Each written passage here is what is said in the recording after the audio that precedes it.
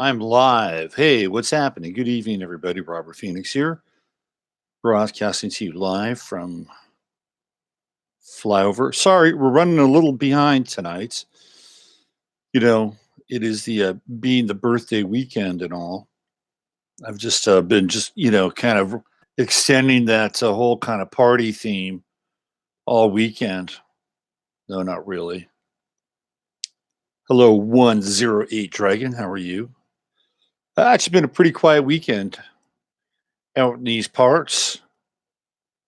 Had a low key dinner last night and spent most of the day. Hi, Sally. How are you? Spent most of the day dealing with, and yesterday, last night. Hey, Sherry. Hi, Judy. With internet that was out. Anybody here in the chat room experience an internet outage over the last 24 hours? You fell on your face, so sore nose. Maybe you got the physical falling out of your face on your face out of the way so that you didn't have to fall on your face, metaphorically speaking. If so, you were smart. It's much better to physically fall on your face than to metaphorically fall on your face. Hello, Maria. Just real quick, I want to take the temperature. Anybody have any issues with the internet this weekend? Question mark. Nope, not noticed. Been too busy looking after the invalid. So should we change that name? Invalid. If you look at the word invalid, it means invalid, right? Doesn't it invalidate these people? This is not a slight to you, Farah Jade, because of the work you're doing. I just think it's a shitty word. You know, we're all hung up on words these days. He, she, z, whatever. But what about invalid? It's like invalid. I think that word's got to change. And I'm not a word Nazi, but I just think we can come up with a better word than invalid. Just my 2 cents. Yes. Yeah, so I battled no internet for 24 hours. Hello, Tanya. It was a bit challenging. I couldn't get anything done. So what do? You just do other things. It's the way of life. Oh, look who's here. Look who's here. There she is. Yeah. Yeah, Farah, I'm not putting you down for the use of the word. I'm really not. Please don't misconstrue that. I just think we need a better word than invalid, because it just translates into invalid. And I promise I won't do a whole show on it. Speaking of stubborn, she's back again. There she is. That's the last time I do that. I promise. I don't want to get too much mileage out of my cats. As you notice, we haven't had any hummingbirds. Hummingbird season is over. It's left. They have left. Somebody is really freaking stubborn tonight. Hummingbirds have left. They have flown the coop. I love cats too, but there's a time and a place. And this is, I love her to death. Don't get me wrong. Jasper's got his own vibe. Like, Jasper will get in and he'll kind of poke his head in, right? You have 6 cats. Wow. That is a lot of cat energy. Why don't you get another one and make it 7 for the chakra special? And you have a cat for every one of your main chakras. And your final cat will represent your crown chakra. Your 7th cat will be your crown chakra cat. So you better make a good choice in that. I want to take in a 7th. You get to take it in. You've got a cat for every chakra. I am telling you. And then they will be your posse, your ascension posse. All 7 of those cats. She's an outside cat. That's okay. It's perfect for the crown chakra, right? It's above the head. There you go. Beverly Lawrence, PhD, LAC. I love that. I have 2 dogs, not into cats, but they like me. I'm an animal person. I love animals. I love all animals. I love them all. And just so happens that I guess I'm in a cat phase. I had a great dog for 14 years. He was one of the best companions you could ever have. North Carolina here, short internet outage last night. Yeah, I looked at it. I saw the map. There was a lot of internet outage going on. again, I'm on this local kick, and I really feel like communities should be in charge of their own internet. Hey, what's going on, Suze? I think, it's just like communities have theoretically their own water, right? I mean, we have our own water here in this town. There are two companies, or two energy companies. One is a collective, and the other is part of like a different kind of city grid. If we can have our own local energy and our own local water, why can't we have our own local internet? I think that's a utility just as much. Isn't Rosie the kitty's name? Yes, Rosie. She's no kitty now, though. Rosie's 8 years old, so she's getting up there. Although you wouldn't tell, she's still Rosie. Rosie has a propensity for hissing at women that come over to my house. She'll like them for a brief period of time. Like she'll warm up to them and get intel on them. And then after a while, she goes into hiss mode, man. And I got to just let her know that it is not cool. She thinks she's running this place. Had to put down my 16-year-old dog 3 weeks ago. I'm so sorry to hear that. I'm so sorry to hear that. That is such a hard thing to do, Glenn. Such a hard thing to do when putting down any animal, whether it's a dog or a cat. But 16 years is a long time. Here she comes again. It's like a member of the family. So she's being possessive of my time tonight. Can you just say hello and goodbye to everybody? Just say hello and goodbye to them for the last time, okay? Just say hello and goodbye, all right? Okay, good night.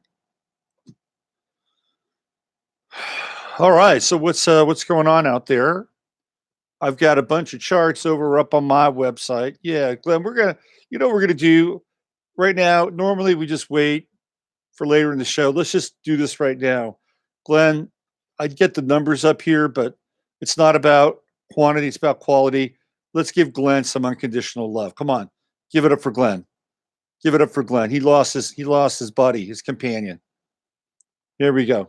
Unconditional love. Unconditional love. Here we go. Right for you, Glenn. Right for you. There you go. That's from me to you. If you in the chat room want to give it up for Glenn, that's for you. That's for you to decide. That's from me to you, Glenn. Because it's so tough, man. So tough. The thing about death that's really interesting for me is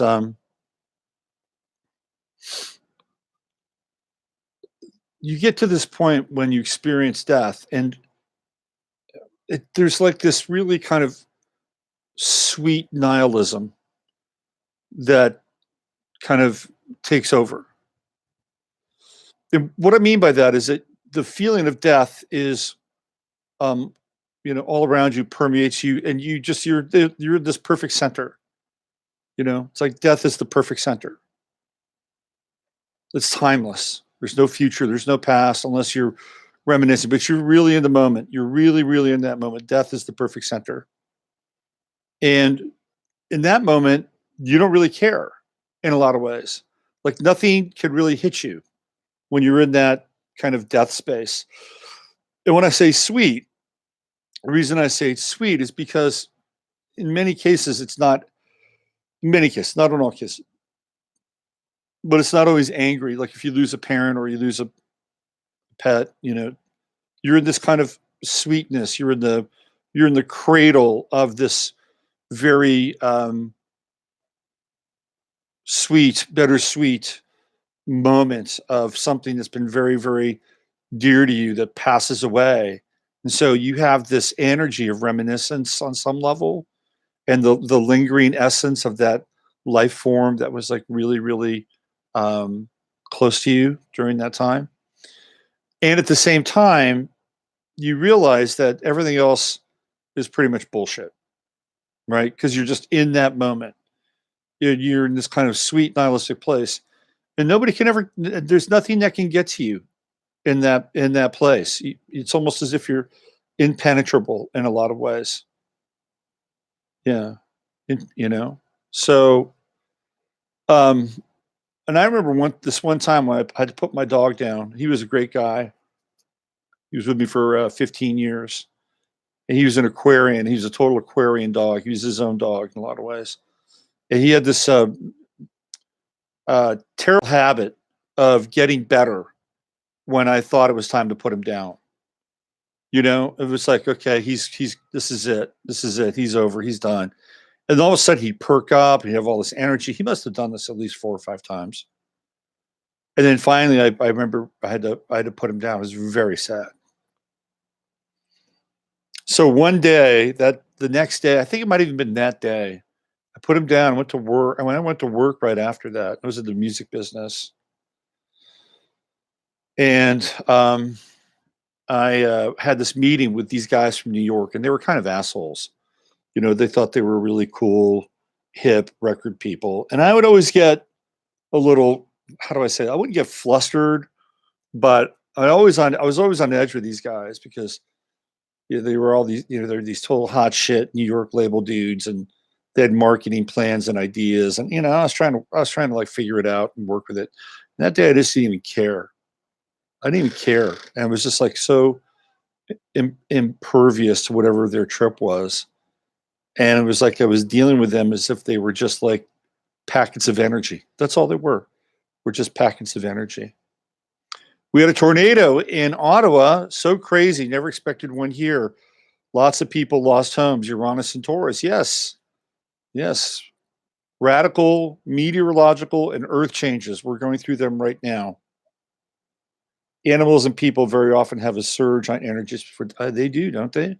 My dog kept like reincarnating or recreating himself after he would have these moments of just like he was on his way out. Extremist Scorpio who's having another near-death experience. All right, here we go. She's back. I was told to leave her alone, so I'm just going to leave her alone. She's just going to be here. I think this is for you, Glenn. I think she's bringing a little love energy for you, right there.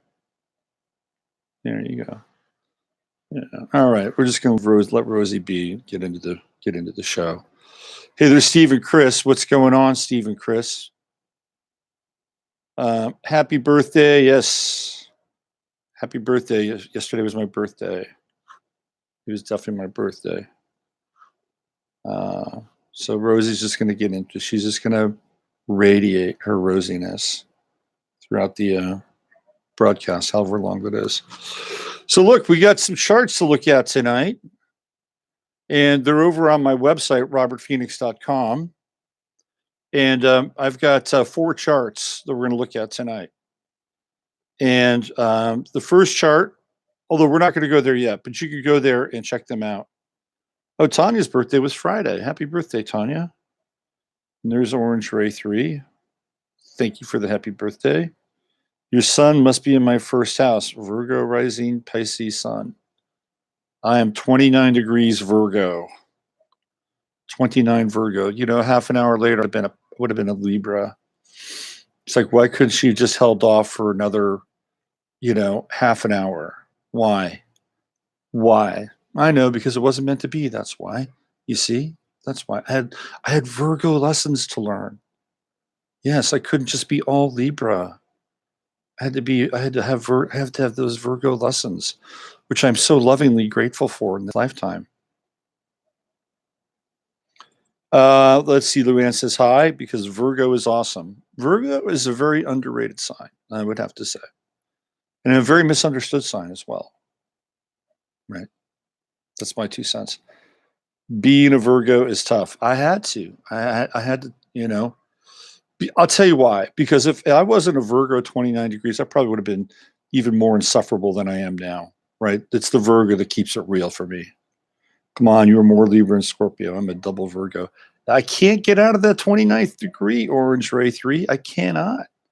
I got a lot of Libra. That's true.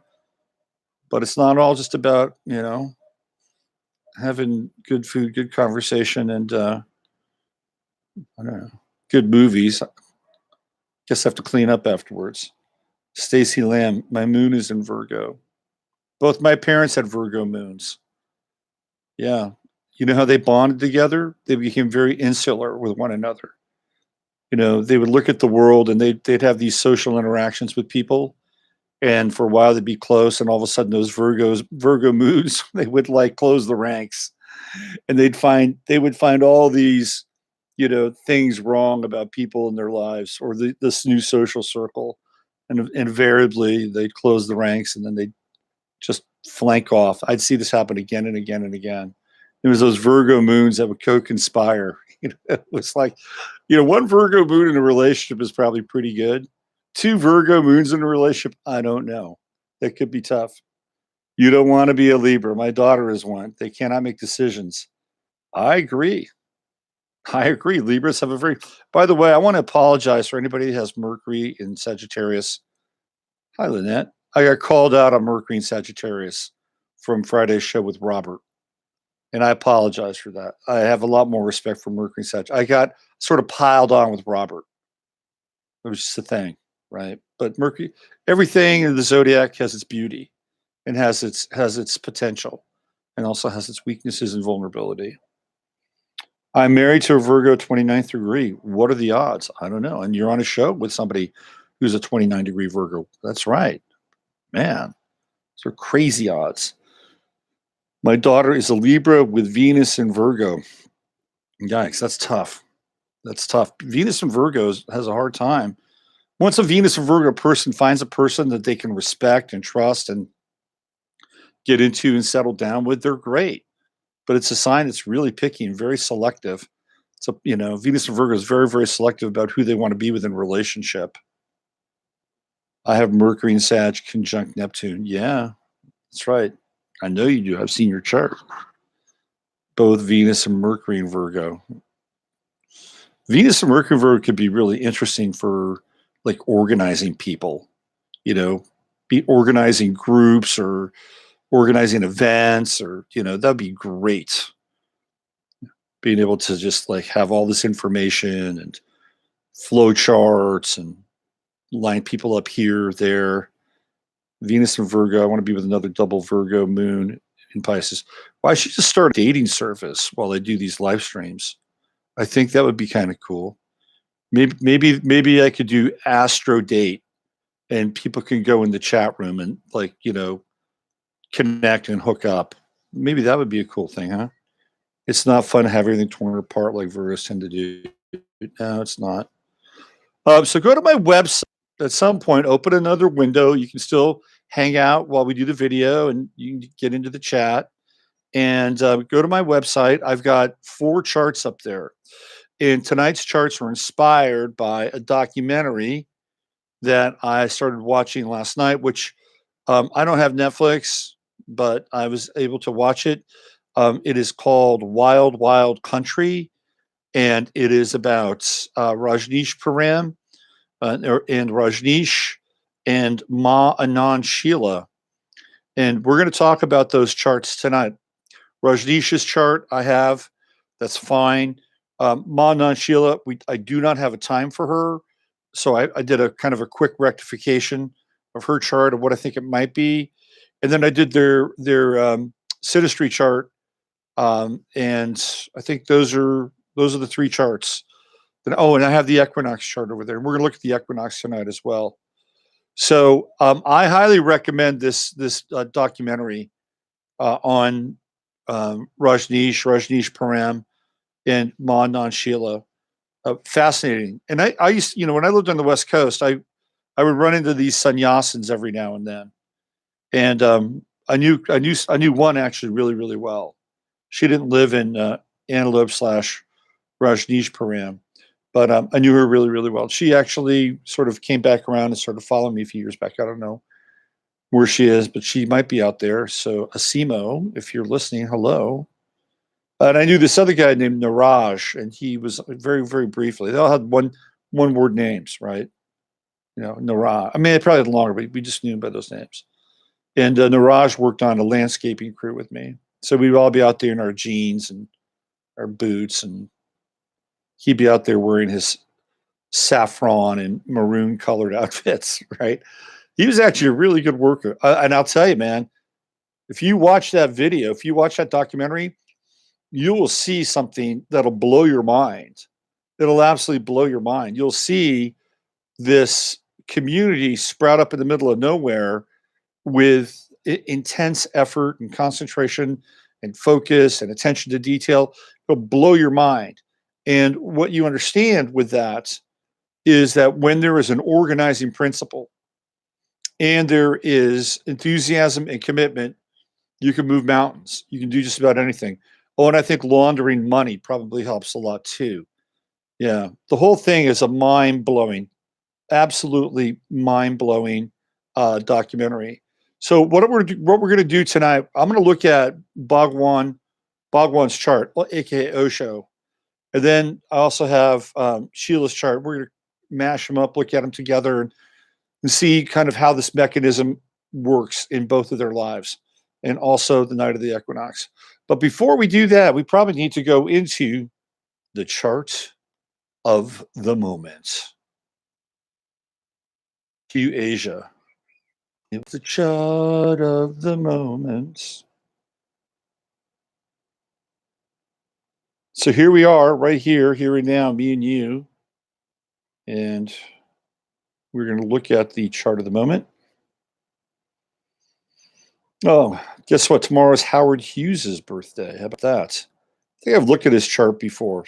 It's a pretty interesting chart, if I'm not mistaken myself. So I hope everybody out there in the Carolinas is okay. I know Steve and Chris are in there. Shari's in there. Joe might show up. Hope you're all okay. Here we go. All right. So here is the chart of the moments. As of, this is for Washington, D.C. I could live with that. So what do we have in Washington?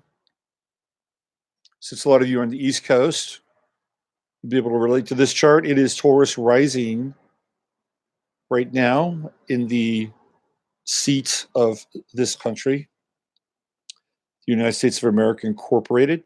And then we have the midheaven in Capricorn. No wonder I'm feeling so serious. Pluto's on the midheaven. No wonder I'm talking about death. And then let's see what we have here. We have Sun, Mercury, and Libra. That moon is right there, conjunct Neptune. This is a really interesting night in terms of lunar energy, because it's at the balsamic phase. And not only is it the balsamic phase, but we have this idea that, well, it's not even an idea, that the astrological new year starts on the spring equinox. So we know that. The new year, the astrological new year starts on the spring equinox. Zero Aries. Could one make a case that the astrological lunar year starts on this full moon at 0 Aries? I'm just throwing it out there. I mean, we could probably debate it a little bit. Some people said, well, maybe it would start at, 0 Aries when it would be the new moon. Well, possibly. That's possible. Quite possible. It could be the culmination, certainly, of the lunar season, but it's a very interesting time because this disseminating moon, or this balsamic moon, is right at the end of the zodiac, which is why it kind of popped into my head. So the actual equinox this year will happen when the sun is at like 1 degree 56 minutes, and the moon will be opposite the sun right around 1 degree 51 minutes. You can see the chart on my website. Now, one would think that it would be really balanced and equal if it was 0 and 0, but it won't be, because the moon is rather slow, and it will be in Pisces as the sun goes into Libra. And even when the sun is at 1 Libra, at certain points along the way, the moon will be in the final degrees of Pisces. So in order to really get them to where they're equidistant and 180 degrees apart from one another, I actually had to go into tomorrow evening for that. That would be here in Central Texas. Of course, you people in Europe will experience it earlier, and so on. People in California a bit later. But being that I'm sort of Texas centric at this point, that's what I did it for. But anyway, it's not your typical kind of equinox moon or equinox opposition. And the equinox usually happens around the 22nd or the 23rd.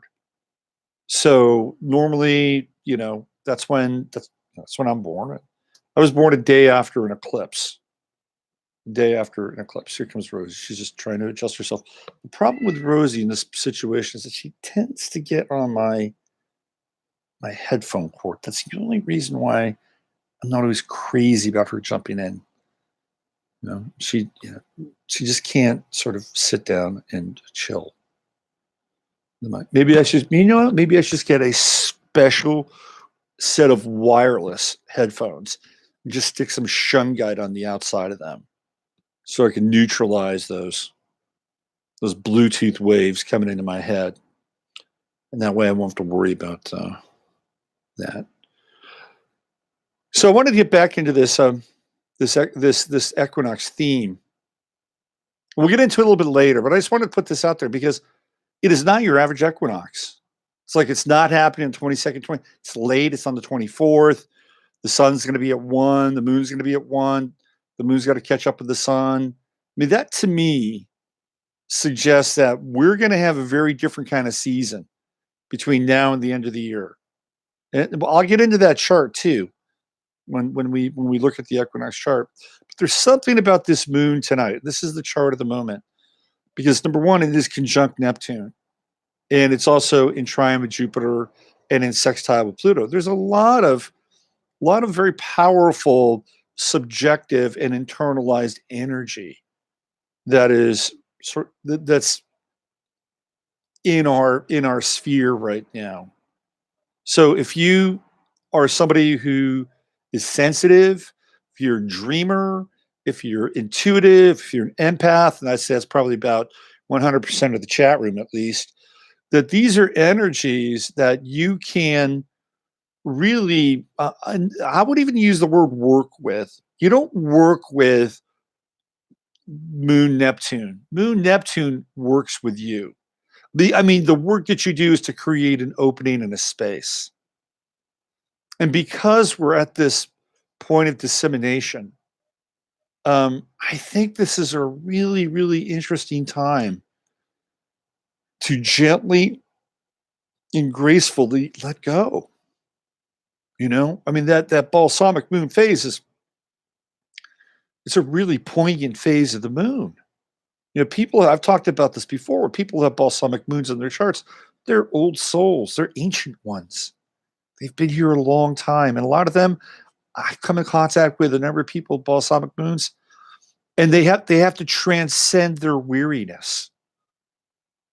And it's fascinating because they wind up becoming these amazingly wise and patient people. They're almost bodhisattva-like with the balsamic moon.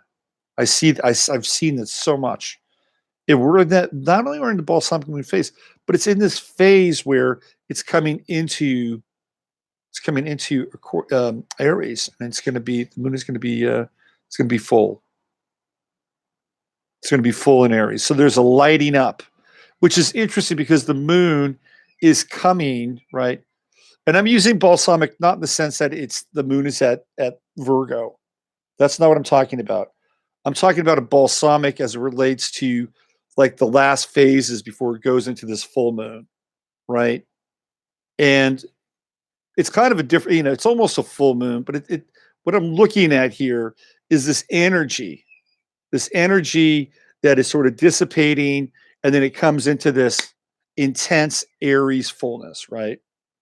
Very intense Aries fullness. We'll get the true balsamic coming up. But I'm just looking at those final degrees of Pisces, which to me are the most balsamic of the zodiac because we're letting go, we're moving into this new phase. So just to clear things up, I'm not looking at a traditional balsamic moon. I'm looking at it from this perspective of the final degrees of Pisces before we go into the Aries full moon, which becomes part of the equinox dipole, right? So this is a great time to let go. This is a great time to let go and surrender. There's also some really underlying radical energy, which I don't want to get into right now because I want to wait. I want to save when we get over to my site and my charts, or the charts that I pulled up, because this is also very, how do I say this? It's also symbolic of the season we're entering into. So I just wanted to pay attention to that Moon Neptune conjunction, and as the moon goes through those final degrees of Aquarius and it gets into Aries, like I said, it's not quite balsamic, but it's sort of some way sort of mimics this process with the final degrees of Pisces. So I just wanted to clarify that.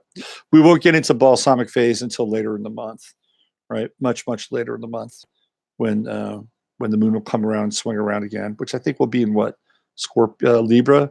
We get that Libra moon just before we go into full with the moon in Scorpio.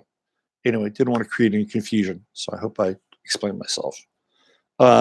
But yeah, the balsamic moon is a fascinating phase for people in this lifetime. I think what we'll do, maybe when we get to the new moon, we'll do a show on the moon. We'll look at the different phases of the moon. Why don't we do that? And I'll put a bunch of moon charts up. I got a bunch of charts that show where the different moon phases are, what they're representative of, and all that. I think we'll do that. Why don't we wait till we'll do that on right around the Scorpio new moon, since I didn't really plan for it tonight. But I'll remember that. I'll totally remember that. Let's just see here what else was going on with the chart of the moment. So we talked about the moon in Pisces. Tomorrow, when you get up, the moon will still be in Pisces. It won't be moving into Aries until tomorrow night. And we have Mercury in Libra. So this is great. We got a Mercury-Sun conjunction here. The Sun will catch up with Mercury over the course of the next couple of days. And Mercury-Sun conjunction, especially in Libra, it's great for communication, talking about relationships, balance, being able to see both sides of an equation, situation, and say, okay. So if you've got any kind of relationship dynamics you want to work out with a person, it's not a bad time. Venus is retrograde Scorpio. And are we there yet? Hold on. Where's Venus? Not quite. We're getting close. Venus goes retrograde at what, 10 degrees? Let me get the, hold on a second here. Let me get into this. Astro. So coming up on Venus retrograde. That'll be interesting. Let's see. What do we got here?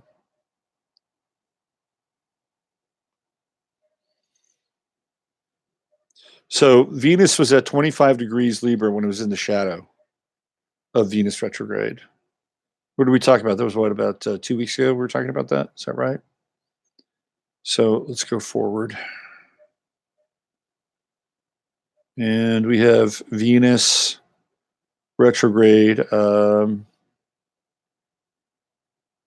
think it's the 10th, isn't it? Hold on. Let me see. We're 10 degrees. So Venus. Okay, so we're here. The 30th.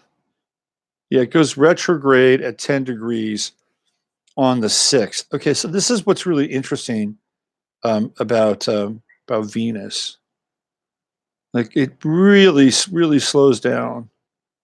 And it's on 10 degrees on the 1st, the 2nd, the 3rd, the 4th, the 5th. So it's stationing right there, right? It's getting into that station mode right around the 1st, 2nd, 3rd, 4th. That's going to be a really interesting time.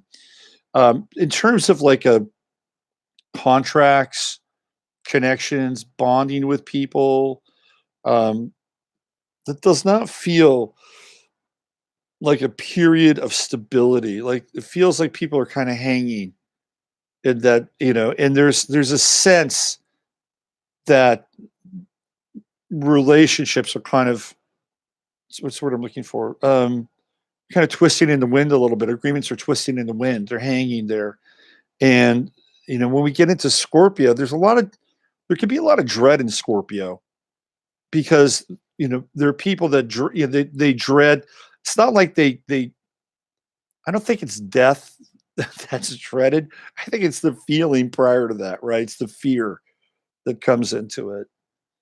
So it feels to me like these days, like around the first, second, third, fourth, and fifth, there's sort of this dread in the air of what might happen between people in relationship. And it doesn't always have to be relationship like one-on-one relationship, like lover relationship or partner relationship. It could be business partner related. It could be client related, where people are working one-on-one. So this is an interesting time just before the retrograde. And then the retrograde happens on the 6th at 10 degrees. So we're not that far. We're at 6 degrees now. So we're 4 degrees away. So I think you really want to start paying attention right around the 26th. So that's not that far away. That's Wednesday. We get up to 9 degrees. And then it really starts to slow down. Really starts to slow down on the 28th, 29th, and it hits 10, and we're kind of hanging out there in space. We're hanging out there in space at the first week of October. It's going to be very interesting to see how this works out with what's going on with this whole Kavanaugh and Blasey Ford thing, because apparently this is going to happen, I guess, tomorrow? And they're going to get into Venus retrograde. I'm sorry, not Venus retrograde. They're getting into Venus and Scorpio. So what is that about? I mean, it's about dirt, right? We're getting in there. We're pulling out, this sordid shit about these people, these privileged, people who live in Washington, D.C. or lived there at one point in time and went to these boarding schools and prep schools, and they drank till they passed out, and, they all did shit to each other. So now that's going to be brought to our attention. And I hope it is. I hope they go really deep with the Venus and Scorpio so they can get in there and pull this crap out. And say, look at you people. Look at you people. You should be ashamed of yourselves. Now, this Kavanaugh character, I mean, on the surface, he looks tighty-whitey, right? He's got a wife. He's got the 2 daughters. You go back far enough, and Kavanaugh's got his hand. He's got some blood on his fingerprints. And I'm not sitting here going to bat for Christine Blasey and her bullshit Me Too moment. I'm sorry. It's strategic. But apparently Kavanaugh was in the White House of the time of the Clinton administration and was involved in the Vince Foster cover-up. Okay. So, would we talk about that? Is that going to come up? Well, I don't think so. Because if that's going to come up, then we have to talk about Vince Foster. We have to talk about what happened to Vince Foster. We have to bring the Clintons into it. And then it gets very messy at that point, doesn't it? So I don't think we're going to go all that deep with Venus and Scorpio, but it'll be interesting to see what happens, or at least what happens. And I would say, if anything, don't expect like a major smoking gun to come out, because these events are usually managed so that the big smoking guns don't come out. What do we have? We have little cap guns. They never get anywhere close or anywhere near to the things that are going to be real game changers. You know that, I know that. But at the very least, we're entertaining this theater. And at the very least, we have this system of communication where I can share with you that Brett Kavanaugh was involved in the Vince Foster murder and cover-up. And Vince Foster was murdered. They never found his murderers, did they? No, they didn't. And why was Vince Foster murdered? Because he knew too much about the Clintons. He knew too much about the Clintons and Whitewater and the Rose Law Firm scandal. Vince Foster was dialed in to all that stuff. There's a rumor that he was Hillary Clinton's lover and that there was a jealousy piece going on as well. I'm not so sure.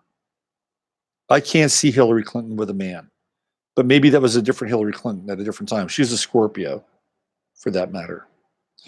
So this Venus in Scorpio is going to be very, very interesting. Now, Uranus is outside of that opposition, barely. Uranus is headed retrograde. We're going to have breakdowns with communications. We already started it this last weekend. Here, didn't have internet for 24 hours. And I looked around the country, and there was a pretty big map of people who didn't have internet, which is why I asked at the beginning of the show. So we're going to see some breakdowns in technology. We're also going to see more Earth changes with that Uranus retrograde. And this is the first Uranus retrograde in the Uranus cycle. So pay attention to it. It will give us some clues as to what we can expect with further retrograde cycles as we move through this phase. What else do we have here? We've got Mars. Let me just check out Mars. Yeah, so there's a Mars square going on, and that square, does it catch up? Yeah, it does. The square catches up when Venus goes retrograde on 11, let's see, 10, 11. Oh, this will be interesting. This will be a very interesting time. 10, 11. We're going to have the moon in Scorpio. That's a Thursday. Moon in Scorpio. Venus in Scorpio. Mars in Aquarius squaring Venus at that time. Right there. And then Jupiter in Scorpio. There's going to be a lot of Scorpio energy that day. And that Mars-Venus square, that's power conflict. Not all conflict is bad. Not all conflict is bad. Conflict can be good if it's resolved. The challenge with conflict now is it's never resolved. We have no opportunity to resolve conflict now. Unless, of course, you consider taking Alex Jones off the air and burying him as a resolution for conflict. And if you're on the left and you're progressive, you would see that that's a resolution of conflict. And that in some ways, whoever felt strongly about Alex Jones and what he did and didn't do, well, he's gone. So for you, I think that's probably a win. But be careful. Be careful how you frame that. Speaking of Venus and Scorpio, here's another Venus and Scorpio event that we could probably take a look at. Let's see. There's a guy by the name of Cody Wilson. Some of you might know who he is. Cody Wilson lives not far from me, or lived not far from me, in Austin, Texas, and he's a full-on, kind of anarchic libertarian, and he's got very independent, very wild energy, but not uncontrollable. So he's a millennial. He's 30 years old. Pluto in Scorpio, so he's extreme, and he's got ideas. And his idea was to create a gun in a 3D printing machine. And that's what he did. He created a pistol. You only fire one shot. As far as the gun goes, it's probably, it's a serviceable gun, but it's not going to really help you all that much because you only fire one shot with this plastic gun.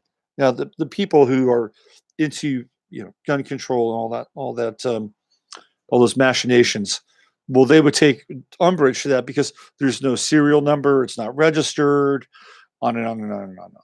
So anybody who wanted to make a gun could make it. Well, you could go ahead and make a gun anyway. There are plenty of guns, plenty of ways you can make your own gun. If you are somebody who has machine shop tools, you can make your own gun. My father, before he passed away, had a wonderful machine shop, and he was already casting his own bullets, or loading his own bullets, packing his own bullets. He was working on making his own gun.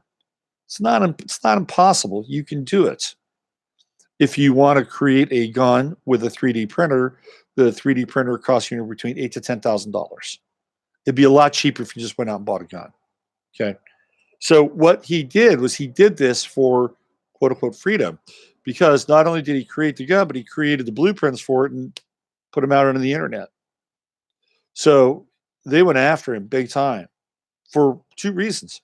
One, freedom of speech. Putting those blueprints out on the internet, that's freedom of speech.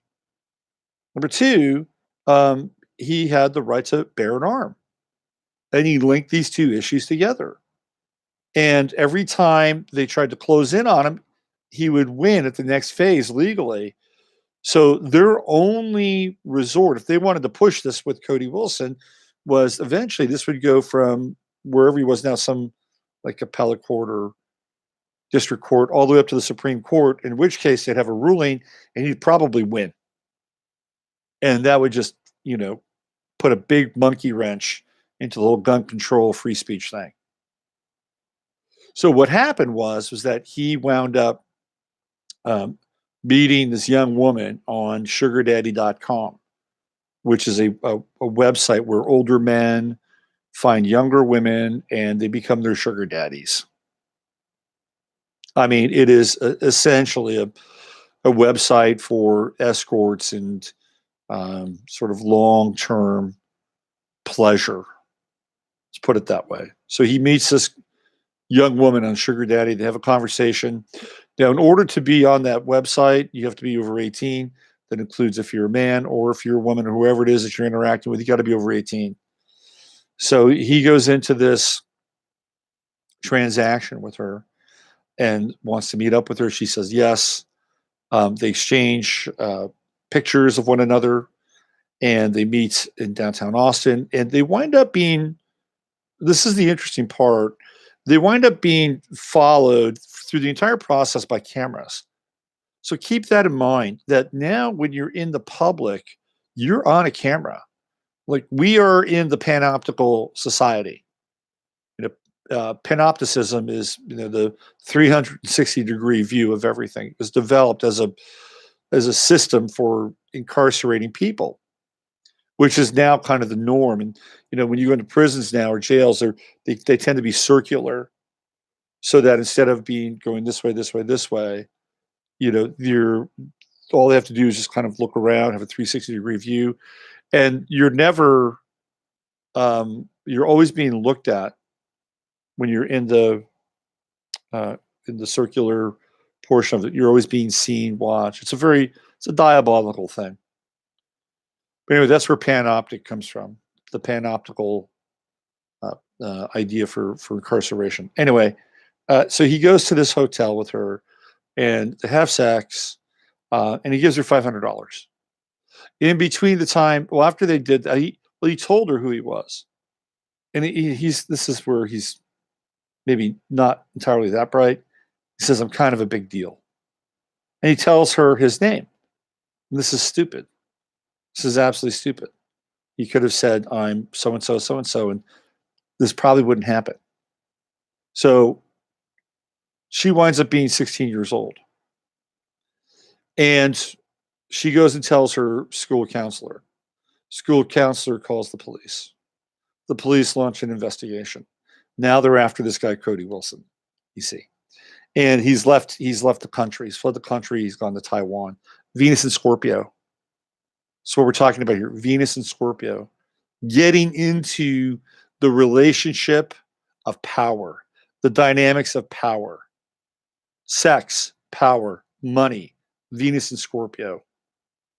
And not only that, but are there elements here that are more connected? I'm just going to throw this out there. Are there elements out there that are connected in some way to that 16-year-old being a plant? At some point, once she knew who Cody Wilson was, once she knew who he was, did she then take that information to somebody and said, "Look, we can do something with this. Go have sex with him. Take his money." Was this part of the dynamic that went? I don't know. And I'm not saying that it was, but when you get into Venus and Scorpio, this is, this is exactly what we're talking about secrets, dark, hidden secrets, money, machinations, power. So that's coming out. Isn't it interesting seasonally how this stuff is like just, you got the Kavanaugh stuff with Blassie, you've got this thing going on with Cody Wilson and this anonymous 16-year-old girl. He's in Taiwan now, and they don't have an extradition rule, so I think he's outside the arm of the law. Anyway, we're not quite there yet, but when we get into the Venus retrograde in Scorpio, that'll be a very interesting time. And remember, the whole idea is to come back. To come back and get into not into the retrograde, to go back to where Venus was at when it was in the shadow of Venus retrograde Scorpio, and then we'll ultimately have some balance through this. But it may be a difficult process. It may be a very, very difficult process. Let's see what else we have here. There's Mars. That Mars-Venus square, right around the first week of October. Boy, that's not far away, is it? That's intense energy, man. That's intense, strident energy. If this Kavanaugh stuff gets pushed out further so that we get into that Mars-Venus square, I think things can get really hot. Really, really hot to a boiling point. And again, I was taking the task on the show that I did with Robert Bonomo, and this person said, I think it might have been a woman, why are you wasting time talking about elections, legitimizing elections? Well, we weren't really legitimizing them, but they happen, they take place, and we live in a society that has political ramifications, and more so now than ever. So that's why it was brought up. And then when we get into the charts of Bhagwan and Ma Anand Sheela, you'll see where what starts off as theoretically a benign attempt to create a spiritual utopia turns into the dirtiest political game even than you've ever seen. I mean, this is right up there with the Clintons. So it's interesting that even when there is this quote unquote spiritual intent to create this kind of utopian existence, it winds up sort of settling down into this very Capricornian, Saturnian sort of clash for power, territory, rights, you name it. That's what it all descends to in some ways. However, I do think that Bhagwan was onto something, which I'll talk about when we get there. Jupiter's in Scorpio. It's coming up to the big change. You know the big change I'm talking about. I'm talking about Jupiter going into Sagittarius, which, quite frankly, I'm looking forward to, since I have Jupiter and Sagittarius in my own chart. And that's going to happen on 11/9. 11/9. That's the celebration of the Bolshevik Revolution.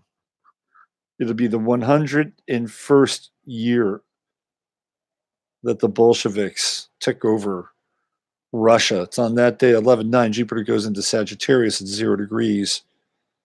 And I think that's going to be an interesting time. I think it's going to be, in some ways, it could be a better time where people might actually feel a little more optimistic. People might have a little more faith. Who knows how it's going to look? And perhaps in themselves, which is not a bad thing. And I think people will be looking for spiritual answers a lot more during that Jupiter in Sagittarius. They're going to want to expand their spiritual horizons and want to know what's out there, what's happening, why are things the way they are. So there's going to be a lot of seeking during that Jupiter and Sag phase. And then finally in November, Mars moves into Pisces and ends its eternal run through Mars and Capricorn and Mars and Aquarius. And then we get Mars and Pisces all the way up through the beginning of the year. And finally, Mars goes into Aries right at the first of the year. Wow, that's interesting. Really, really interesting. And it will catch up with Jupiter in Sag. That's zealous. That's really zealous energy. That's people feeling it, right? When is the Jupiter-Sun conjunction happening? That'll be pretty interesting. Let's just get that on the radar. Let's see, Jupiter-Sun. The closest that the Jupiter and the Sun, not the Jupiter, closest that Jupiter and the Sun get to one another are right at the end of November Oh, this is great. This is totally great. This is right around, it's just after Thanksgiving. So we're looking at Jupiter. Let's see, Jupiter right at 3 degrees. So it's the 26th. So right when you're going back to work from Thanksgiving, I think, if I'm not mistaken. That's in the Jupiter and the Sun are conjunct. That's interesting energy. Would it be great to feel hopeful and positive and feel as if there is an amazing future ahead of you and for the rest of us? Would it be great to have that feeling? Would it be great if we weren't mired in some kind of polarity, some duality, working our way through, knitting the two back and forth, back and forth, back and forth, so that we can have one unified purpose and field?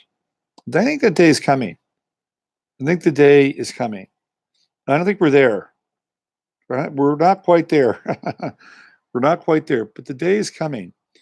And I feel like that transition is going to be a real spiritual one, very, very spiritual one.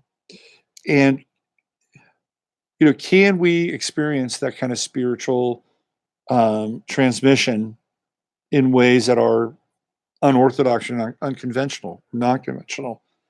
I would think so. I would think so.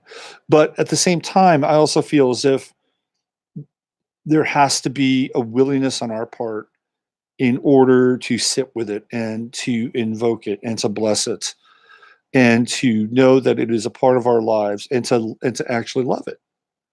To love this divine creative principle in our lives. If you want to call it God, that's fine. It's up to you.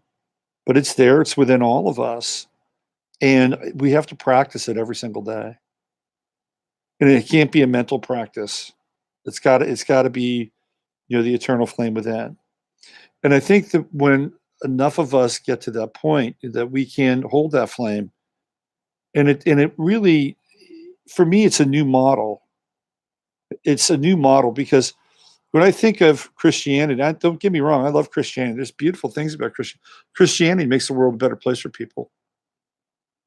I got into it with a guy today outside of my apartment. We were talking. He was trying to fix the internet, and it was an odd exchange. It was a very odd exchange, and I was just talking to him, and I said, "So, I've been reading that the internet's been down in other parts of the country." I said, "Oh, well, maybe. Or sometimes people just don't realize that, their internet is down, but their TV can still work." I'm like, "Well, I went on this website. I went on 3 websites, and I was charting reports with the internet being out, and specifically Spectrum being out from Canada down to the Carolinas." So, well, no, that's impossible. These things aren't located on these nodes or grids. I'm like, okay, well, all right. So what's going on here? I'm reading stuff, and you're telling me that number one, that the people are idiots and morons, and that they can't tell the difference between a cable box and their internet, which may or may not be true. Then when I say, well, it's down in other parts of the country, then he tells me, well, that can't be true either because it doesn't work on a grid or whatever. Then I said, well, I've gone to all these different websites and these people are all checking in, at this time in the last 24 hours. So you tell me either they're lying or you're misguided or something I don't. And it's got to be one of those 3. Am I right? And he's like, yeah, something like that. I said, okay. He said, have a good day. See, in that moment, he asked me to have a good day. Sir, sir, I wish you a good day. In that moment, I realized he's probably a Christian. Probably. I'm not saying he was. Probably. Because he was like, I'm going to take the high road here with this dude. I'm not going to get into it. It's probably a good move. But I was just, because for me, what he represented sort of this robot, Maybe he was a robot. I don't think he was, but he was, to me, he represented a robot. So he went through all these robotic responses.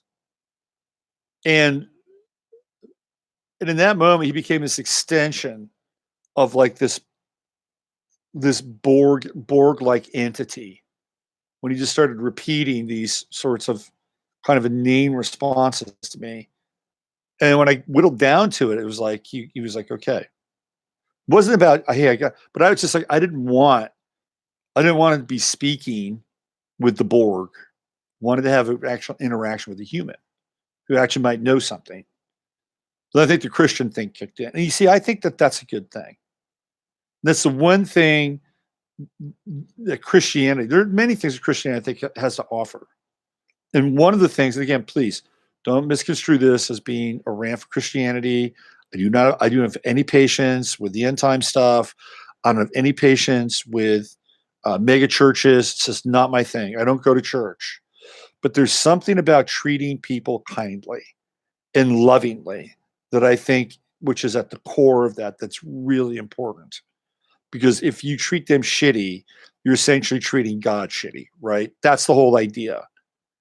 That you treat them as if you would want to be treated, and as God treats us, it creates this wonderful trinity between these three parts: you, the person, and this spirits, this immanent spirit. And I think that's really good. And I think we've lost that. We've lost that decency, and I think it's because we've descended into this pit of I'm not even sure what to call it. Dualism. Of course, there's the dark esoteric occult side. There's the invocation of the demonics, which has been happening with with all these crazy ass rituals. But people are just less patient, less gentle, and less kind with one another. And that's one of the things that I think Christianity does help with. Okay, I'm off my rant now with that, but I think we could use a little bit more of that, to be quite honest with you. But we're moving to a new phase. We're moving to a new time in being human, and this is where I really want to begin to take my work and want to explore deeper, because I feel like, and I'll still do mundane stuff. Don't get me wrong, because it's interesting to kind of use the mundane piece as a chronometer clock where we are. But we're at the cusp of a very important and very powerful time. And some of you might understand this. And in fact, I would say that almost everybody in this chat room understands this, that we're at a point where things are in entropic decay. Unless, of course, you live in China, and that's going in a different direction. But here we're living with entropic decline. And what's happening with our so-called civilization. It's not so civilized anymore. No. Okay, now my cat wants to go up into my planter box and eat my spring onions, which are still growing. And I've had enough patience with her. She's great. Don't get me wrong. And I think that this is where it's headed.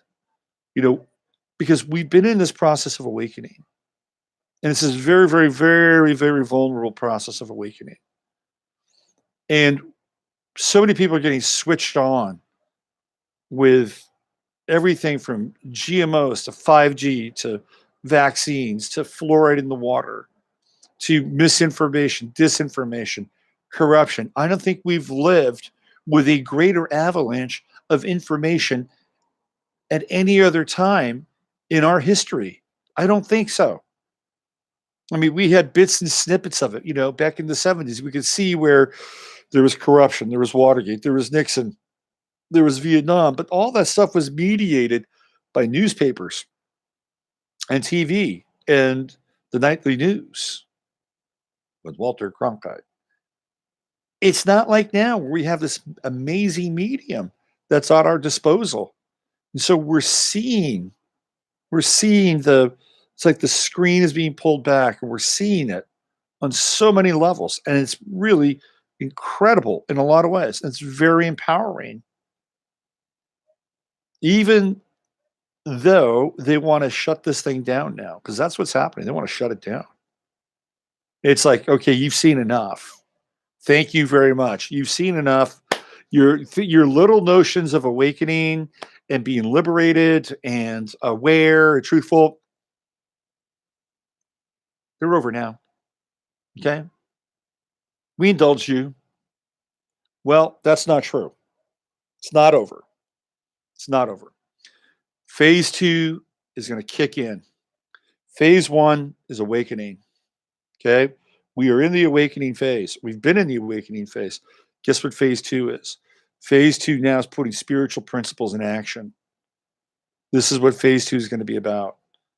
Phase 2 is where the dynamism of our spirituality, both individually and with people that understand this, begins to bind and mesh together. This is very, very important. And this is why I think it's really important. And I, even myself, I got to watch this. We got to be careful with how we treat people in the so-called truth movement or people that follow people. It's like it's okay. Do we want to say that somebody's a fucking idiot because they believe in something? Or do we want to use invective to say, hey, fuck you, this is not how, this is not the way it's done or where it's going? I don't think so. I don't think so, because some people are still trying to pull these threads together and figure things out. And to use language that is going to be off-putting and kind of slam the door in their awakening process, I think is it's damaging. It's damaging. So we're going to get into this period now. We got to lift each other up. We have got to lift each other up. And we're still going to look behind the veil, what's behind the veil, but we're moving into a different phase now. Because the looking behind the veil, it's going to get like this. It's going to get shorter and shorter and shorter and shorter and smaller and smaller and smaller. It is time to change the game. It is time to change the game. The game is not about judging ourselves in relationship to the eruption of corruption. That is not ultimately where we're going. That is a process of awakening. Where we're going is beyond that. And we're going to have to push off, right? Think of the six of swords in the minor arcana. We're going to have to push off. And we're going to have to explore this new paradigm, which is beyond sort of the red pill. It's beyond it. And we're going to have to work in ways that we are maybe not going to be familiar with. And we're going to have to sharpen our spiritual selves. Of course, part of this has been great. What are we putting in our bodies? Our diet, all those things that we've learned along the way. Fantastic. Fantastic, because we have to have strong, healthy bodies. We have to have, clean water. We have to be able to share that with people that are around us. So we keep our vehicle as pure as possible, as strong as possible. We understand these things now. It's been a part of it. And now we're going to have to move into other areas. And those other areas are going to be really about how you are going to be able to grow. And I mean, really grow. This is a time of, everything else might be entropic, but it's about growth now. We have to grow together. And the growing together is sharing our successes, sharing our victories, cheering one another on, feeling as though we're not so isolated and independent. Or independent is okay. Isolated and independent to the point where we're not with or linked up with other people. This is really important. And in order to do this, in order to make this next phase of where we're going to have to practice love. This is going to be the next big thing. And, I do my best. I got a lot of lessons to learn around it. But we're going to have to practice love. And that's going to be, and it's not the kind of love, that they talk about, it's all love. No, it's a different kind of love, okay? We're going to have to practice it, and we're going to have to be very, how do I say this, present with it in our lives and in the lives of other people, in our own lives. And sometimes loving oneself and making decisions that are loving is difficult. They're difficult decisions, and we're going to have to start making those decisions. because time is, this is what's happening with time. It's just, it's getting squeezed here. It's just getting squeezed. So we're in the next phase, and this is where I want to take a lot of my stuff from here on out, because I can see the writing on the wall. I can see what's going on. I can see where there's going to be more and more censorship. There's going to be more and more truncation. So we have to go in a different direction. Now it's time to get our A game on spiritually. I mean, really get it on. And that means you got to be present, you got to be awake, you got to be aware. You can't let anybody fuck you over, but you also can't get pissed off, like really angry. That can't happen. This is something we have to learn. It's almost like we have to begin to incorporate principles of the samurai and the Samaritan. Somebody who does good for a person, but could also take their head off if they needed to. I mean, it's kind of like that, right? This is where we are. And I feel like that's the next phase. That we're over this phase of awakening. We're over seeing ourselves against the eruption of corruption. Let me check in with you guys in the chat room, see what's going on in there. I'm on board. Our genuine Christian doctrine. And relax the jaw joints. Thanks, Stephen. Yeah. Do not harm, but take no shit. Yeah, absolutely, man. I mean, we've got, this is the time we just practice our razor's edge and keep our humor intact and keep the hearts open, but we're going to have to make a move though, and this move has got to be certainly internal first. All right, here's what I want to do. I want to go to my webpage, robertphoenix.com. And we're going to look at the charts tonight. And so this was really inspired by Rajneesh, to be honest with you. I think Rajneesh was kind of a genius in a lot of ways. And if you go to my website, robertphoenix.com, we'll look at his chart. There's some interesting things here about a chart. I'll just give everybody a moment or two to show up. So I want to just share a little story. There was a time in my life where I used to have all these weird things happen to me. And it was on the West Coast because I had Uranus on my ascendant there. And I'd been working in the Northwest, Pacific Northwest. I was working at a restaurant, and I was doing like triples over the holidays. I was young. I could do it. But man, I was like fried after it was all said and done. 3 weeks of triples. Holy smokes. So I decided to myself, I'm going to go. I didn't have anybody to really hang out with. I was just living in Olympia, Washington. So I got my car and I drove my car. I'm like, I've got this feeling that I'm gonna go to Montana, and I'm actually running into good weather in Montana. I'm gonna hang out in Montana. It's gonna be really interesting there. So I got my car and I drove from Olympia. It's all the edge of the Puget Sound, all the way through Seattle, through the Cascades. It was snowing like crazy in the Cascades. And I'm in my little Hyundai with my dog.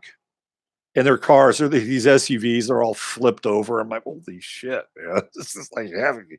I better drive real safe. So I get through the Cascades, and it's like sunny. It's like, wow, look at all this sun. I was right. If I keep driving, if I keep going towards Montana, it's going to be sunny. And I'm going to have this unseasonably warm weather. I'm going to have a fun time in Montana. I'm going to meet people. I'm going to go to Montana bars, cowboy bars. I'm going to have a great time. I was going to go to Bozeman. It was great until I got out of my car in Eastern Washington, filled the gas, and I looked up at the temperature. It was 2 degrees. 2 degrees. It's like the coldest place I'd ever been. So I continued on, and I wound up getting to where did I get to that night? Spokane. And I found a bed and breakfast in Spokane, and I spent the night in that bed and breakfast. Got up the next day. It was Christmas Eve day, and I think I went and saw Dances with Wolves that night, if I'm not mistaken. And then I went to go to Christmas Mass. And that was, I think I went to Gonzaga. I think it was at Gonzaga University or right around there. And I saw the Mass. And then I went back to this bed and breakfast. It was not fancy. And the next morning I woke up, and it was Christmas Day, and I went downstairs and had Christmas breakfast with the family that owned this B&B. They were older, and the woman's sister and her family were from Oregon. They were in town, and they were there for breakfast. We started talking, and then she asked me, I asked her, I said, well, where are you from? And she said, well, I'm from Antelope, Oregon. I'm like, well, I know about Antelope. I said, oh, that's where Rajneesh was. She said, oh, yes, we know plenty about Mr. Rajneesh. And I thought, well, that's really interesting. Well, I'd like to hear more. She said, when he got there, and when the community got there, we spent hours and hours and hours taking photographs and videotaping them because we wanted to know what was coming and what we were involved with. And I thought, okay, well, that's interesting. It made sense. And she said to me, she said, you know what we found was that the guy that went in there was not the same guy that left. Meaning the Rajneesh or the Bhagwan that went in was not the Bhagwan that left. And that they had been noticing this discrepancy between these two Bhagwans with the photos. And I thought, well, that's really interesting. She said, we don't know who he was. It may have been his brother. I'm like, okay. So what's fascinating is that when they left Pune, they being the entire group, Rajneesh, Sheela, and the secretary above her, when they left Pune and went to Wasco County in Southern Oregon, Bhagwan went into silence. He didn't talk to anybody. He didn't talk to anybody. And the only person that he would meet with was Sheila and a few other people. So I thought this was quite interesting, and that they either cloned him or he had a double, or Sheila was drugging Bhagwan and running the whole thing, which when you see Wild Wild Country, that's not too far-fetched. I mean, this woman, Ma Anand Sheela, she's right up there, man. I mean, she's right up there with Caligula and Al Capone. She's a fucking crime boss, this woman. Okay, so you look at Bhagwan's chart. He's got Gemini ascending. He has Gemini on the ascendant. It's the only error in his chart. The reason I told you that story is because we have the identity of two multiples, right? Now, not everybody that has Gemini rising is going to have a clone or a body double or whatever. But I just thought, in light of that conversation with that woman and his Gemini rising, it's just one of those things that I find fascinating from an astrological perspective. But let's get into Bhagwan Rajneesh's genius. It's the Grand Trine. The Grand Trine with Uranus and Jupiter and the Sun in Sagittarius. So he's very philosophical. He's got that philosophical thing going on. And he's unconventional. His methods were unconventional. He wanted to become a modern. He was a modern teacher. He was into sex. He wanted his students to be into sex. This separated him, made him far more popular than the other gurus who demanded asceticism from their students. He had a brilliance for improvisation with the Jupiter trine to Uranus, and he's a bit of a performer with Jupiter and Leo. He's a performer when he speaks with Jupiter in the third house. Jupiter trine the Sun, that's another aspect of Sagittarius. It's making the Sun bigger. So this is a big personality. This guy could channel. He could channel energy. He could channel fire. He could channel prana, life force. This is the genius of Rajneesh. Sri Bhagwan Rajneeshpuram, right? This is his genius. It's this grand trine. And the 11th house is the commune. It is Puna, it is the collective. And it's in Aries. And he's attracting people who are spiritual seekers who ultimately will wind up giving up their Aries will, which is what will take place and does.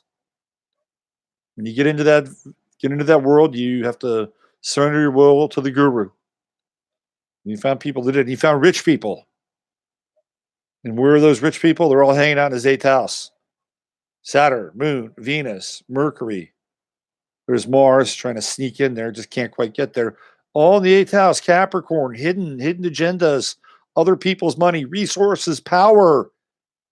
He attracted powerful people. He attracted people from Hollywood and music, you name it. 8th house. Other people's money, and lots of it. He was into power. He was a power tripper. I'm not sure he was into sex, though. I am not sure he was into sex. Saturn in the 8th house, I think, makes it difficult with sex. I just don't think this is not a guy that's into sex. He was into money and power. That was his thing.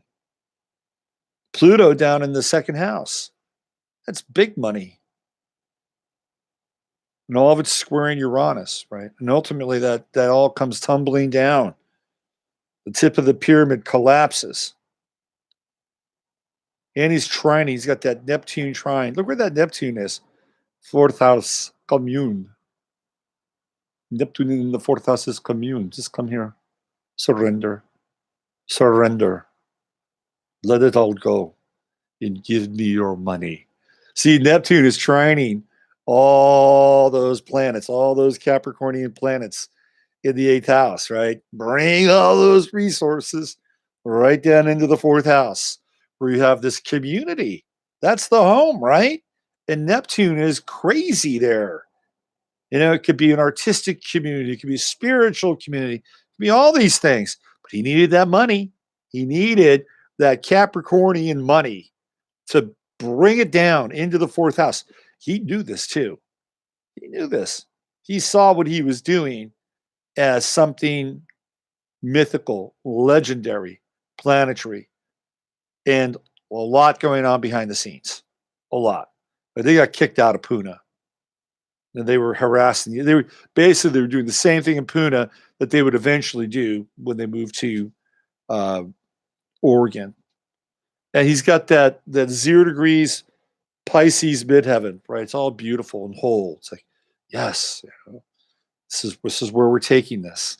And he's got that true note at 1 degree Aries, which is the ultimate manifestation of willpower. Where did he get screwed up? In relationship.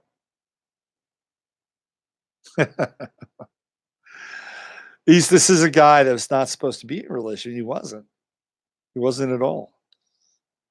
But it's a fascinating chart. And it's a chart that's based on a particular genius. I mean, there's a genius here with Uranus, Jupiter, and the sun all in fire. Yeah. And a genius for acquiring resources and assets. And people, I believe, I believe people felt loved by this guy with that Neptune trine to all those Capricorn planets, Venus, Moon, Saturn, Mercury. I mean, that almost has kind of a messianic sort of energy, I mean, again, I'm not saying that this is entirely manipulative, although it certainly could be. He was into money. He turned into this gross materialist, even if that was him at the end, which I'm not sure. It's an interesting chart. Very, very interesting chart. He's got Pluto down there at 21 degrees. And it's in the 2nd house. And it's funny because, well, we'll see this in Sheila's chart. Why don't we go to Sheila's chart? Let's check her out. Let's see what's going on with her. There she is. Look at those eyes. So what's interesting about this video, this documentary, is that she's coming across as like the epitome of the kind of postmodern, empowered feminist. When you watch this, you'll see exactly what I mean. She's almost iconic in terms of how she grabs power, takes no prisoners, and is utterly sociopathic and dangerous.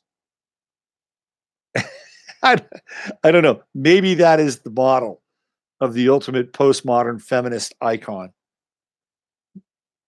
I didn't know the time of her chart, so I had to kind of wing the rectification. And I was really kind of more interested in how her chart lined up with Rajneesh's. So I actually put her down as like a Aries rising, because when you watch this documentary, man, it's pretty Aries. And she has her true node also at in Aries at 12 degrees. And it's right there conjunct her sun, or her moon rather. That's interesting. So this full moon, this full moon's coming up. It's going to be just south of her full moon. It's going to be an interesting time. You know, I'm talking about her. You'll probably see more in the news about her over the course of the next couple of days. Anyway, her name is Ma, right? Ma, mother. So to me, it made sense to put the moon in the first house. And because when you watch the show, she walks around, she's got a pistol. And you see her walking around Rajneeshpuram, she's got a pistol. And she's willing to take on anybody. Now, she does have Mars in Aries, I'm sorry, in Libra. And I thought, well, maybe I should put Mars in her first house, make her a Libra rising. Possibly. That's possible. Quite possible. But it just made sense too, because in a lot of ways, she's got this. Well, when you see the movie, if you see the movie, just as Bhagwan has Neptune in the fourth, she has Uranus in the fourth. Again, this is based on my rectified chart, which means that she would have an unconventional home. And boy, does that home get unconventional. I learned shit about that scene that I had no clue. So what she did, because they wanted to take over the county. They're already taking over that little town. They wanted the county. This was a freaking land grab. This was a land and power grab, because she saw that the local government and the state of Oregon were going to be hostile to them and their community. So she went out and she sent these emissaries out to all these different places: San Diego, downtown Portland, Seattle, all over the West Coast, Las Vegas, even points like further west, east, and south. And she sent out all these like emissaries, and they went out and they recruited homeless people to come live at the community, because they were like, okay, we're going to improve the quality of their lives, we're going to restore their dignity, we're going to feed them, we're going to give them places. And a lot of these guys are ex-Vietnam vets, or they're taking meds. Some of these guys are on drugs, and they just roll in by the busload. They roll in 6,000 street people to become part of their community, and dress them up and indoctrinate them and fix their teeth and clean them up, the whole 9 yards, right? And she's hailing this as a great social project. Really, in actuality, what she was doing is she's bringing these people in so they go register and vote and outvote these people in the county, and then they could take over the county. I mean, she's like a freaking Caesar, this woman. So let me just give you an idea as to how draconian she is, or Machiavellian she is. So they go into the Dales to register to vote. This is about like 3 weeks before the election. And the election commissioner shuts it down. She shuts down the process and says, I have reason to believe that you are going to corrupt the process. We don't have enough data. She shuts it down. It's like one of the few times in the history of the United States where people wanted to go register for vote and they shut it down. So there's chaos. You've got a busload of like street people, right? Chaos. Nothing happens. They don't resolve it. They wind up going back to the community and they start going nuts. They start going nuts. They start going crazy. They start turning shit over, you know. So at that point, you could have 2 beers a day. 2 beers a day. At that point, they started all the homeless guys drank beer. They started putting Haldol in the beer so that they could sedate the homeless pop. This was Sheila's idea. Okay. So this is why I thought this was a pretty good rectification because of Uranus down in the 4th house, the unusual home, right? Let's have the unusual home. Let's have the anarchic home. Let's bring in the homeless people so that we can get them to vote. They also had like they had a lab there. They were creating salmonella and botulism, unleashing that on the public. Holy smokes. Yeah, so she's got her sun up here at the top of the chart. And I thought that was a pretty good place for her sun. And of course, all the Venus and Jupiter in the 11th house. Now, I could probably adjust this a little bit more, maybe. I don't know. Maybe I could get maybe Neptune closer to the 8th, or maybe drop Venus and Jupiter into the 12th. But I just felt like this suited her with Aries rising because she didn't take any shit, this woman, Ma Anand Sheela. Not any shit at all. She was very Aquarian too. I mean, she talked about, how these people were down. I mean, it's actually a template. Like if you look at what they were using, it was like a template for what's going on with the liberals and the progressives. It's the same thing. And instead of the homeless, they're bringing in people from other countries. And watch it. Look at the language that's coming out of the Rajneeshis and apply it to what's happening today politically, and you'll see exactly what I'm talking about. Chiron in her 9th house, which I think is like challenging in terms of moving from one country to another. That's where her Achilles heel was. Her Achilles heel came here in the United States, where she eventually got arrested. There are the two of them. Look at them. Simply, look at Rajneesh's face. You know what he's thinking? He's thinking, I'm going to make a lot of fucking money with this woman. I'm going to make a lot of fucking money with her. She's going to go out there and she, with that little smile of hers and those dimples, she is going to turn the world upside down. Look at him. He's got that look on his face. So here's the Synastry chart. And with Bhagwan on the inside, doesn't really matter where she's rectified, because her planet's just going to show up. Correct? So here we go. Her sun is right on his Mercury and Venus. Like it's exact. But you can see this is so fascinating. Her sun is at 613 and his Mercury's at 623. So he would talk to her. And then she would carry everything out. That's the Mercury Sun conjunction. Her Mercury is conjunct his Saturn. So this is a very, very interesting relationship. And at some point, who was controlling who? Was his Saturn controlling her Mercury, her thought process, what she would say to the world? Or was she using Bhagwan's Saturnian authority to put her message across and to further the goals of Ma Anand Sheela? I think that's probably more the case towards the end of that relationship. But they're very, very connected here. It's a relationship that's fraught with conflict, though, as well. Now, Sheila's moon is right there, right on top of Bhagwan's Uranus in Aries. So it's a radical relationship. And her moon is in his 11th house.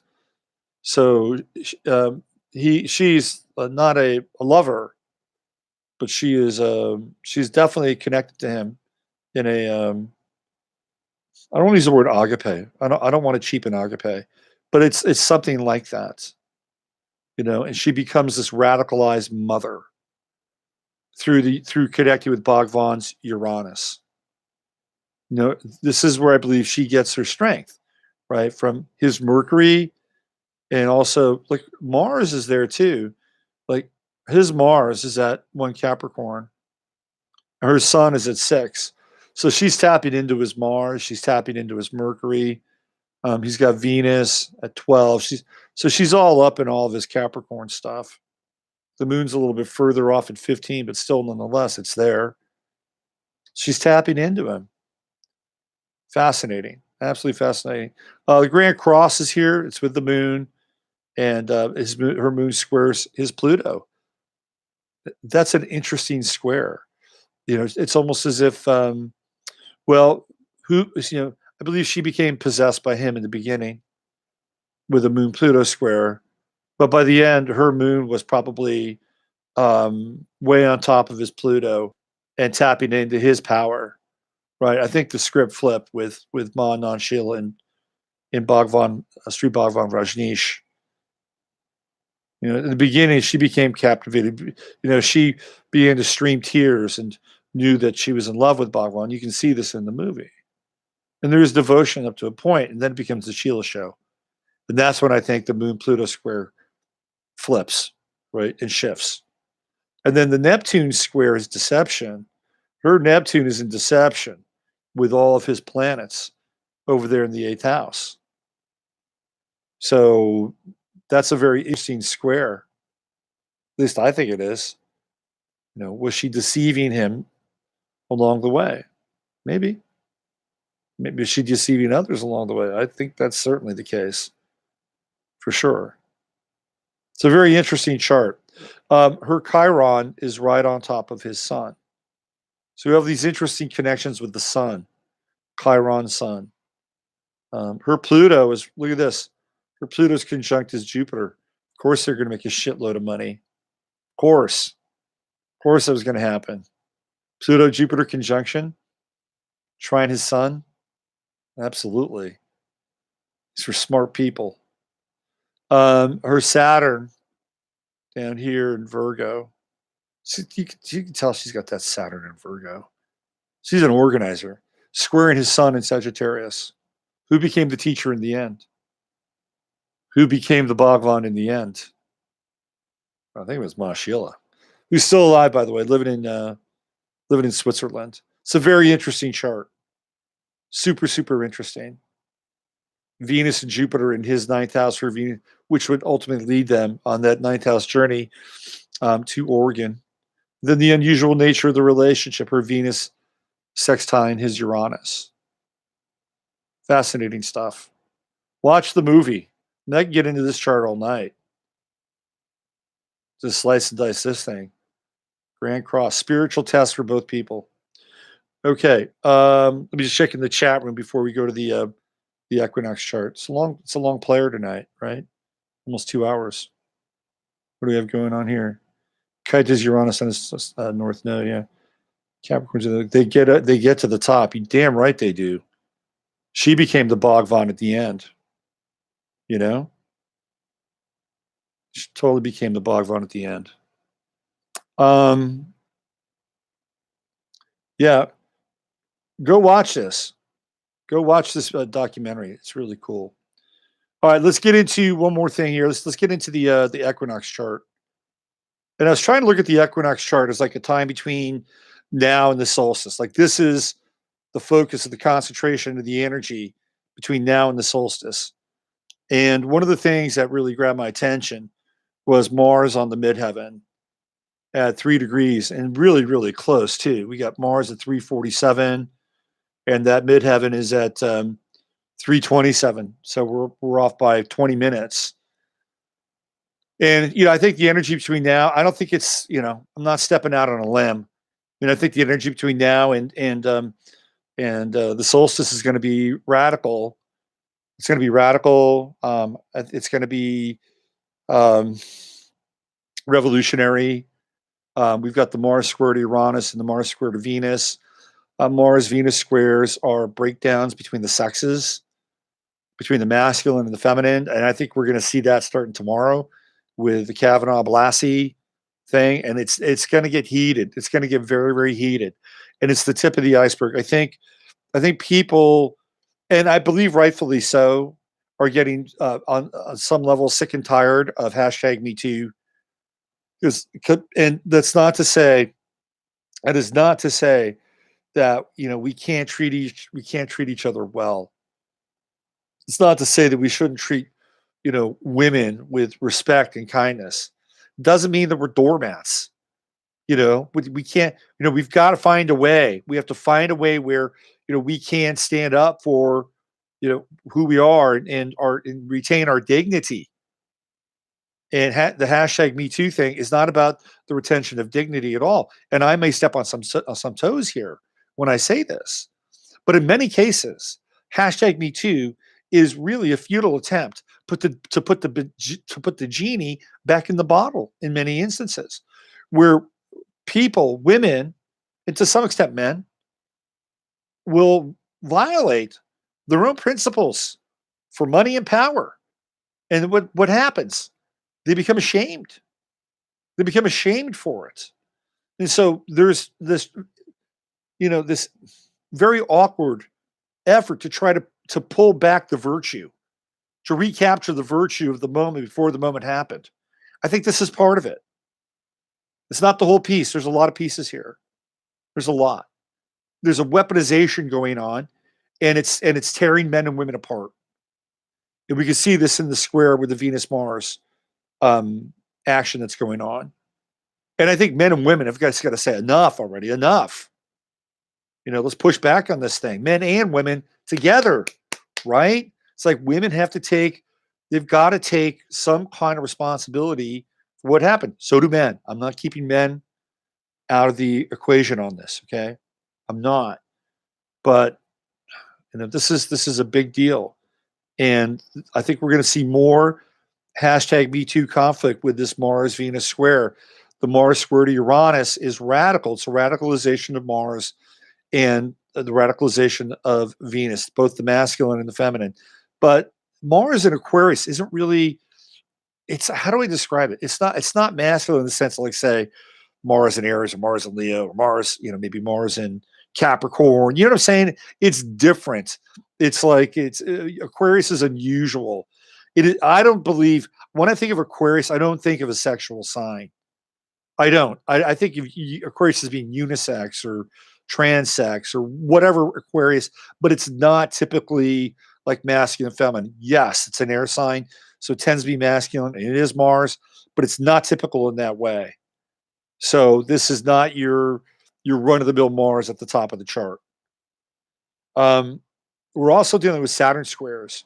Again, this is the energy between now and the solstice. Saturn squaring the sun, Saturn squaring the moon. So what do we have again here? We have more conflict between the moon, which tends to be feminine, and the sun, which tends to be masculine. Saturn coming in and putting the hammer down. It's in the 8th house. So we're dealing with power moves, hardcore power moves behind the scenes. This could also reflect to some degree in the economy. I think we're in for some heavy sledding between now and the winter solstice. And I think clearly it's going to get cold, but there's nothing down really below the chart that's balancing anything else out.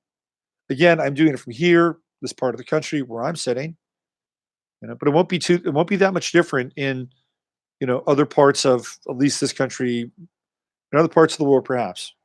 The angles are going to stay the same, but I'm just looking at what's below the chart here. And what's below the chart is virtually nothing. The sun and Mercury, and they're moving to the 6th. It's like they can't wait to get out of the 5th house. They want to get on with work. They want to be productive. I do like the true node in Leo down there at the IC. That's like this hankering, this clamoring for ideas and connections and feelings that are heartfelt and brings us home. I totally get that. That South node's right there at the top of the chart, conjunct Mars. I feel like we're headed into a period where a lot of traditional values are going to be challenged over the course of the next 3 months. And it's going to get, I just feel like that we're headed for a bit of an ugly turn. That doesn't mean that there aren't some redeeming values in this chart. And there are. Like, I really like the sextile with Jupiter to Pluto in this chart. That does have some abundance associated with it. I like the trine from Neptune to Jupiter. That's a really nice trine that does embody the spirit of kindness and compassion. So there are some good elements here, but I just don't feel like there's enough, below the horizon to really ground the energies. We're dealing with social situations. We're dealing with conflict, Mars, conflict in the world. In terms of the internet and the social sphere, the world that we communicate in, groups and organizations, we're dealing with Neptune in the 11th. It becomes fuzzy, although there can be some redeeming values. Then we're dealing with power behind the scenes with Saturn, and we're also dealing with the conditions of countries from around the world with Pluto in the ninth house. There's some jockeying going on. I actually like Pluto there in the ninth house. If we can turn up our ability to see from a bigger place, from a higher perspective, Pluto in the ninth house can be very profound and give us the eagle's view down to the rest of the chart in our lives as well. Anyway, I think we got some heavy sledding. There's some good things in here. We have the opportunity to practice some kindness, some compassion, and treating people well, especially if they deserve it. If they don't deserve it, well, then don't dump on them. Just take your energy elsewhere. All right, let me just check in with you guys in the chat room. So what's going on here? Mine's one. Yes, on the martial artist talented. Sun conjunct Venus in Aquarius here. Wow. Venus in Aquarius needs unusual relationships, unusual connections to feel like they're seen and appreciated and understood in a kind of an eccentric way, an unusual way, otherworldly in a lot of ways. I'm so mad I have an emergency call. Okay, we're going to end it right there on Blue Dot's emergency call. Let's get on out of here. All right? Here we go. Hey, it's Emily. What's going on, Emily? Men don't feel that way. Everyone has to take responsibility, grow up. I agree. Everybody's got to take responsibility and grow up. I totally agree. Kavanaugh has someone else come forward. Well, we'll see what happens. It's easy to come forward. It's easy to, but why didn't these people do this before? I mean, it's all a timing thing. And I'm not sitting here to defend Kavanaugh. I'm not. The guy helped cover up the Vince Foster case. I'm not going to sit here and defend him. But the timing is always suspicious with these things. Okay, I'm out of here. I love you all. I'll be back tomorrow with 15 minutes of flame. Thanks for joining in. You can find me at robertphoenix.com. I'll post this over on the website probably tonight or early tomorrow. Okay, take good care of yourselves. God bless you all. Okay, see you later.